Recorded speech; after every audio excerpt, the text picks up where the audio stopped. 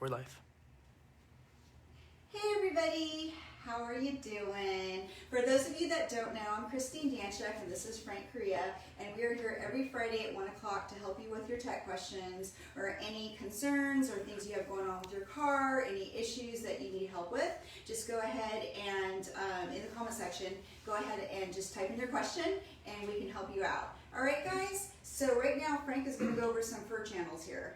Yeah, we're going to talk about fur channel kits today. Between a few pre-made ones and then the Danchuk ones, you do have to do a little work on. We do supply in the kits all the duster strips already pre-cut and pre-bent. Now, what we're going to explain here is there may be a little bit more trimming to do on these. These duster strips are left a little bit extra long at the ends, so you may want to trim these back. I know when I put them in the car, I like these things to stop right at the fur channel. Now Chevrolet, they had actually modified the end so the stainless trim can tuck in behind the fur channel. That's a little difficult to do. So I usually trim these things down with a Dremel tool and a cutoff wheel so they actually butt right up next to each other instead. Now, probably the most difficult part of these kits is making your 90-degree bend on the fur channel. A lot of people just grab them out of the package and they'll either start bending these around the actual glass, or they'll use a piece of tubing like this, about 2.5-inch tubing, to make the radius. It's not, unfortunately, that easy.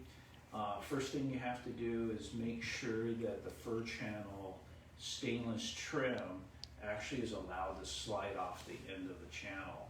As you're making an inside bend, this channel will actually allow the stainless to slide off the end, and by the time you get done with a bend, this will actually be probably a good inch or inch and a half off the end of the channel, and then you can trim them off.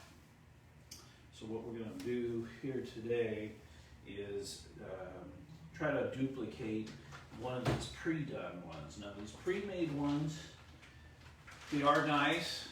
They have already some clips on the ends, or clips all the way around, that are like factory, that allows these just to snap back into the door just like they did on the factory assembly line.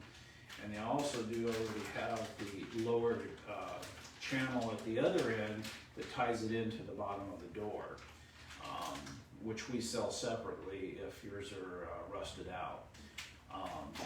Now, these are nice, but they're very pricey in comparison to buying one of our kits, and you do not get the duster strips with these. The duster strips would have to be bought separately. So what we're going to do right now is we're going to take some time out until you guys get some questions in here, and then you guys can send in some questions about the fur channel too if you like. So I've already kind of checked these ends and they seem to be sliding pretty good. You can actually see, we'll start with a pretty close bend here. I'm going to use this tube to bend it.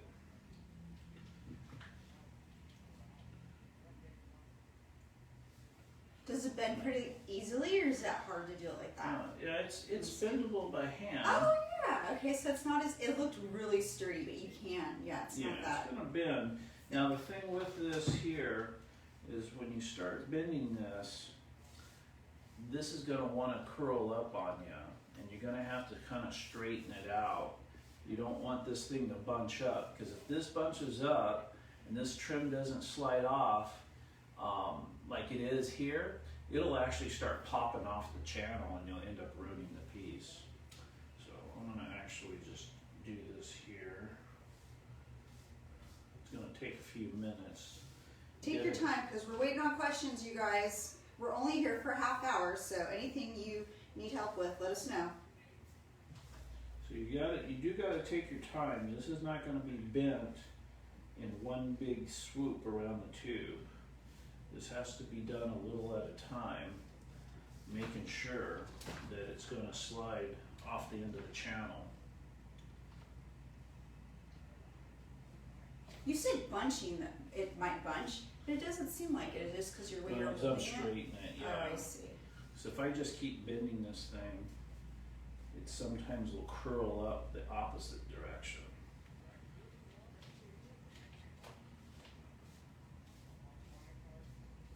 Most of the time it's going to slide off of one end more than the other end.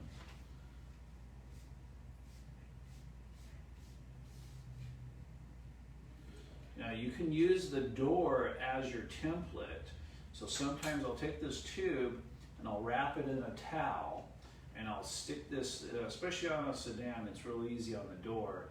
You can actually pre-install your lower channel, stick this down inside the door, attach it in the door, and then have this fur channel sticking up in the air, and you can hold this up into the frame of the door with a rag wrapped around it so you don't scratch your paint, and you can at least figure where the bins needs to start. And then once this is done, then you can cut this to length to your vent window assembly. So I'm going to continue to bend this.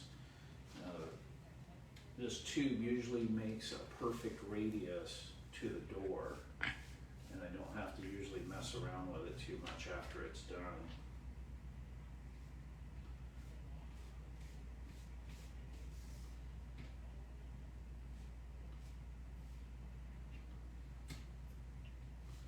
Sometimes it's easier to take. Frank, we have a some question, help. so I'm going to interrupt you really quick. Is that okay? Yeah. All right, so Rick wants to know, I have a 56 four-door Bel Air that the gas gauge always reads half tank. What would be the problem on it? And I have a second, oh, okay, go ahead and answer that one. So it's got a half. Yeah, so he says it's always sitting, it seems like, at the half tank. It's where it's reading. Well, with any troubles with the gas gauge, we always double check the sending unit first. It's a sending unit. It's supposed to send a ohm resistant signal to the gauge. So what we'll do is take an ohm meter. You can get a digital ohm meter, inexpensive one from Harbor Freight will work. I mean, they're only like $5 for the inexpensive one. You want to take that, set it on the ohms reading. You want to check it at the gas tank first. I normally take the sending unit wire off. Now, if you know you have some gas in there, just remember this, the sending unit runs from 0 ohms at empty to 30 ohms at full.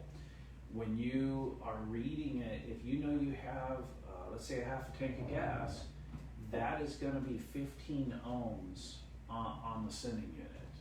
That's a half a tank.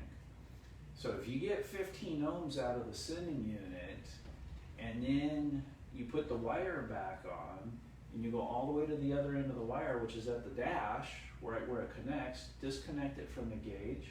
You want to check it with the ohm meter there at the gauge.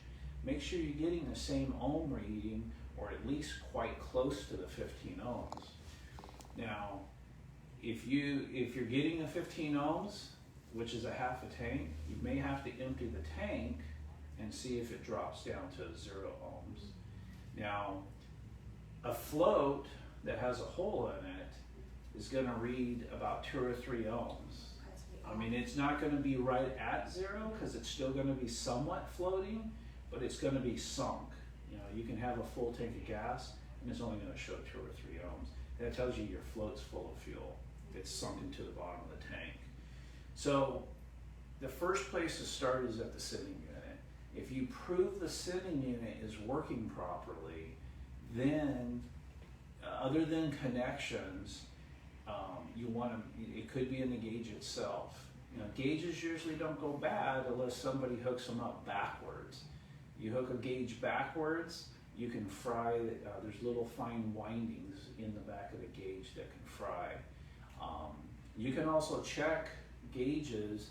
The only way to check a gauge in a garage at home would be on an original gauge. You can take the sending unit wire off of the sending unit, put it to a ground, and when you turn your key switch on, the needle should go to a full tank. Now that just tells you your gauge ain't fried, because if it was fried, of course it wouldn't do anything. I think they had more technical equipment in order to test gauges.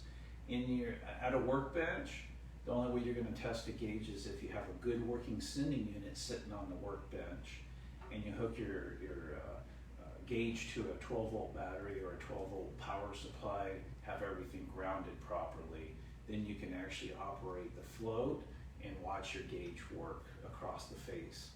Now, other than the sending unit, now you got to make sure your sending unit sometimes is properly grounded. Chevrolet, when building these cars, had the sending unit grounded to the tank, and then the tank was grounded to the body. Well, with everybody today, they'll sometimes paint the gas tank. That will break the ground.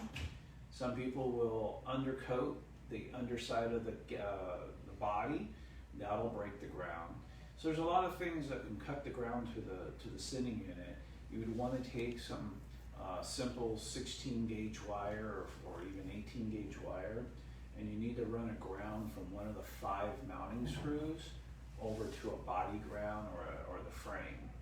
So you make sure that sending unit is ground. The gauge also has to be grounded.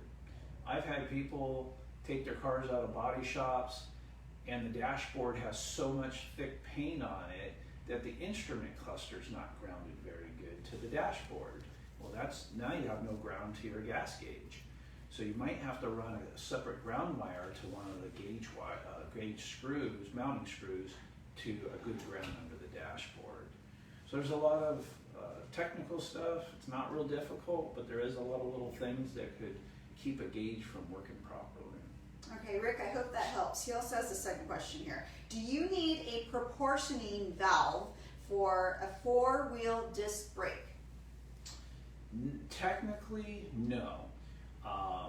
Your disc brakes are more proportionate to the size of the disc. So if you've ever noticed, new car or old car, the front disc brakes are always bigger than the back.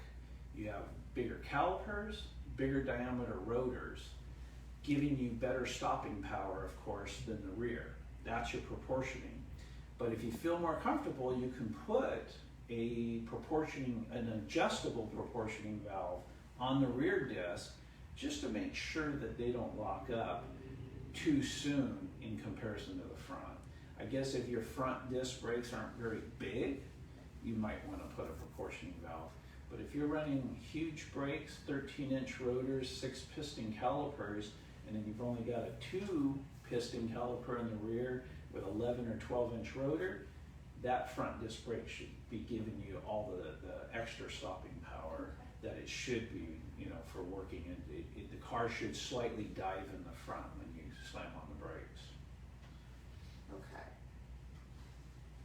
Let's see. I think that's it. Okay, great. Thank you. So let's see if we can get this radius finished up a little bit better here, because you need something around about a 2.5 inch to almost a 3-inch radius on this here, so it would fit in the door perfectly.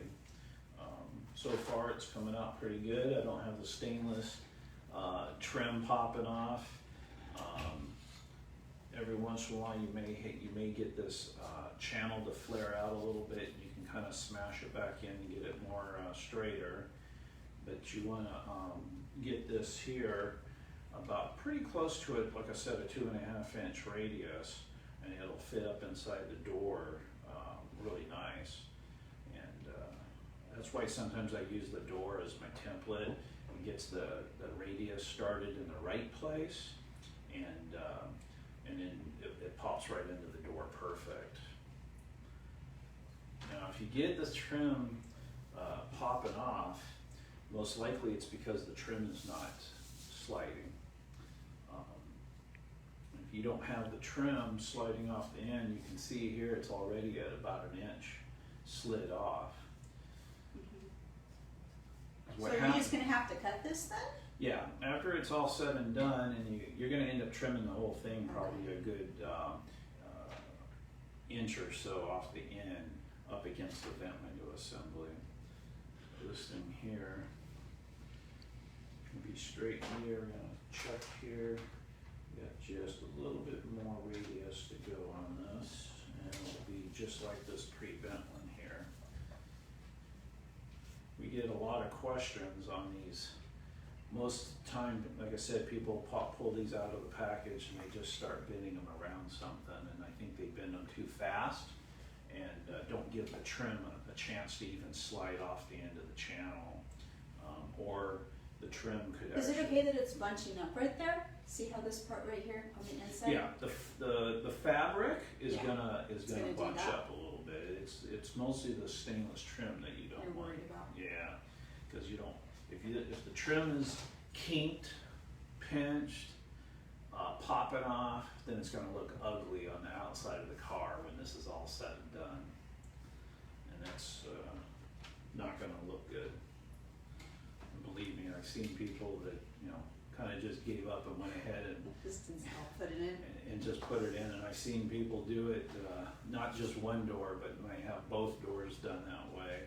And I've redone people's fur channels where they just went ahead and stuck it in the door in the meantime, and then I took them out and redid them.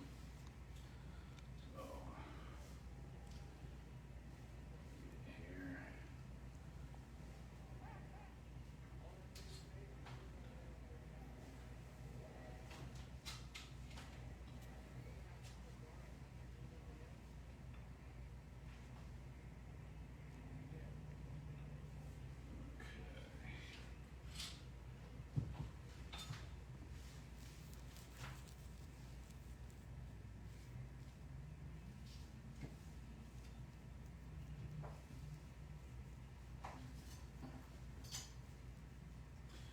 Tell you what, it's not, it's not a fast process. Working with window stuff, installing windows is kind of a slow process. Sometimes if you're just working on it in one evening, you might be lucky to get one door done in the evening, and take your time. So do they use the same one? It doesn't matter if they have a 55, 56, or 57? No, what this is for a sedan. Oh, okay. So it depends then if they have a... Yeah, if it's a 4-door sedan, this piece would be a little bit shorter. Is all of the difference would be. It's going to be almost the same.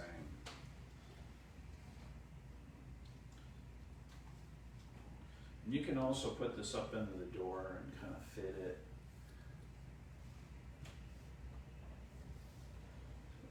Here. Just a little bit more curve that needs to be done on here. So what's the difference in price if you were to just already buy it ready to go like this, Frank?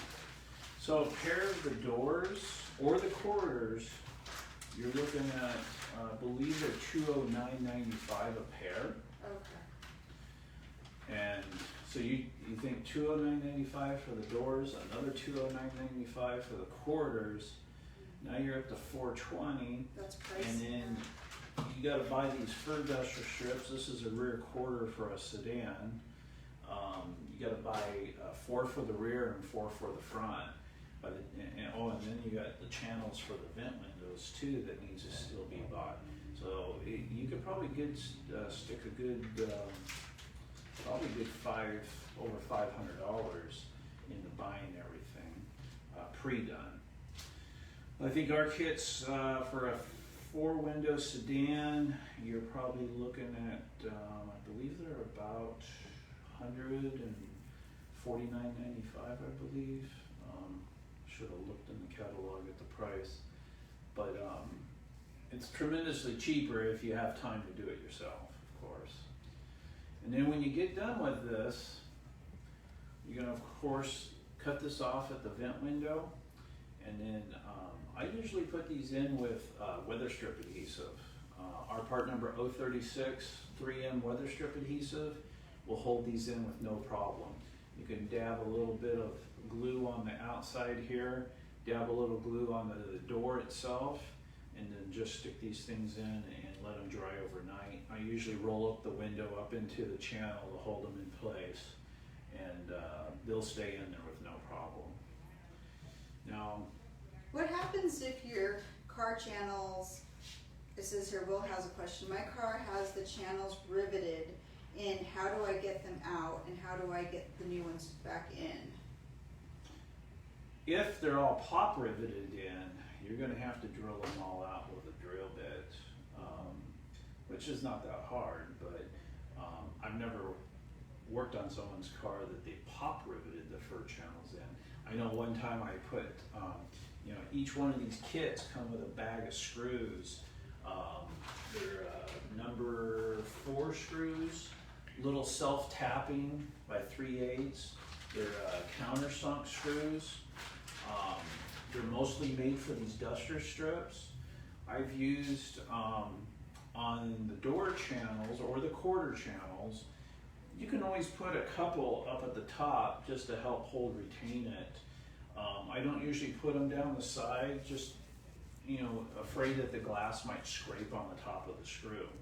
But when you do use them for the dusters, you're going to take a 5/64 drill bit, make a pilot hole, usually hold this against the door or the quarter, and use a 5/64 drill bit, go through the duster strip and right into the skin of the quarter or the door. And if you start in the middle, take one screw and tighten it up in through here, and it'll self-thread itself into the skin. When you tighten it, that little tiny head, countersunk head, is going to go all the way into the fur, and it's actually going to disappear into the fur. You almost won't see it on the surface. It's going to be kind of sunken in. If you look at the right angle, you might see it a little bit, but it'll almost disappear. And then you just maybe every 5 or 6 inches put another screw. You usually put one at each end and then a few through the center. And just take your time on that as well. With the drill bits, I usually use a cobalt drill bit because you're working with a tiny drill bit. Cobalt's going to be a little stronger so you don't snap the drill bit. Now every once in a while in the sedans, there's an area where you might even have 2 layers of sheet metal double up and spot welded on. If you have to force that little screw through 2 layers of sheet metal, I recommend putting a little bit of oil or Marvel Mystery Oil onto the screw so it doesn't bind up on you and snap off when you're tightening it up. And I recommend using a small Phillips head screwdriver. Don't use your most common ones. They're usually too big for these tiny screws. You don't want it to slip on the screw head and strip it out either. So. Okay, great. So we only have you guys a couple more minutes. So if you have any questions, let us know. And we also got another thing just to let you know, vent window seals. Every so often, people order the wrong rubber kit for their car. So we have a kit for sedans and station wagons, and we have a kit for sport coupes, nomads, and 4-door hardtops. The biggest difference is the height. There's a height difference. You got probably almost an inch, 3/4 to an inch difference between the 2 kits. But another thing that's different is if you get a kit for a sedan and the top of the top of the vent window seal is stiff, like there's a piece of steel molded inside, then that's actually a hardtop kit. There's a piece of steel molded in the top for screws to screw into, and sedans don't have that. The sedan one should be completely flexible all the way around the 3 sides. That's another easy way. There's been a couple times, I'm sure, that we've had a mislabeled package. People got the wrong one. Like I said, that's the very first thing I look at is just make sure that it's the right one before starting to install it. I think we've got, this is a pretty simple kit. This is not part of a fur channel kit. It's sold separately for a sport coupe. This is going to be for the rear upper quarter above your window up in the roof. There's a channel on sport coupes that's got fur on it. Now the fur is not for the window to literally roll up. This is fur that keeps the window from rattling in case the window moves a little bit driving down the road. So they're giving you a couple rolls of the fuzzy, almost like Velcro, with sticky stuff on one side. They provide a bottle of adhesive, contact cement. They want you to brush a little bit of this onto the channel and then let it tack up, and then this, peel it off like a sticker, and it's going to stick right into the glue better. Okay. So do you find that people have to use that a lot for their windows to stop them from rattling? Well, yeah, a lot of the original fur is going to be rotted and falling out. Sometimes the channels are a little rusty. You can always take a little wire brush, the size of a toothbrush, go in there and clean it up a little bit. Some people will mask it off and maybe even spray some silver paint or something to try to keep it from rusting worse, and then put the fur in. They also give you some pre-cut fur for the back corners. They've got these two different dimensions here. One's an inside and one's an outside for left and right. And that's with the contact cement. You're going to put a little bit of contact cement on the fur side, and you're going to put a little bit on the side of the steel. And these will stick in there in the corners. So this kit is part number 2070. This needs to be ordered when you usually order your 172 fur kit. There's instructions with it. It's not too difficult. I've even done one time with these on the channels while they were still bolted into the car. But it, of course, much easier to take them out of the car and do it in your lap or on a workbench. Okay, great. All right, guys, it is that time.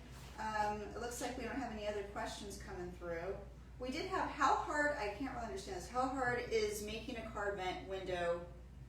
Window delete? Oh, window delete, So, sorry. Deleting a window, vent window in these cars, first of all, ordering the glass. We can get you glass for two-door sedans, two-door wagons, and we now can get for four-door sedans and four-door wagons. So the main thing is there is a gusset in between the inner door skin and the outer door skin, just below the vent window, that's going to have to be cut out. So of course, if your car's already painted, you're going to need to do a lot of masking, and you want to use like a 3-inch cutoff wheel to cut that sheet metal gusset out of there. It's kind of like a little gutter as well, where the water gets drained off. And we have a special power window kit, mainly made for the two-door sedan and wagon. It's not really made for a four-door. And then we've got a kit that's for manual windows. We can use your manual regulator. It gives you the lower channel to the bottom of the glass, and it's going to give you a front middle channel that the fur's going to be adhered to. Other than that, it's not real difficult. Doing something like a Nomad would be very different and custom. That's a whole different ballgame. But the sedan, it's not real difficult. We have extra long fur channel kits. Now, what I just showed, bending this one channel with one bend on a vent window delete, you're going to have to make a second bend. This piece is going to be almost twice as long, and then you got to make a second bend in it. So it's a little tricky because you got to get the length of the two bends perfect to the door. Definitely probably have to use almost the door as a template or the glass. And then it's a little trickier to get this all put in. I've done a few of them. I'm actually going to be doing my station wagon here pretty soon. So when you get this in, if you ever done a back door to a station wagon, it's very similar, where after this is bent, you actually have to install the glass into the door first, then this pre-bent fur channel slides into the door, and then you glue it into the door while the glass is inside the door. You cannot put the glass in afterwards. Definitely remember that. Great. All right, Frank, time is up. Thank you so much for explaining all that to us, and we'll see you guys next week. All right, guys. All right, have a great Yeah. weekend. Bye, Bye. everybody. Bye-bye. Bye.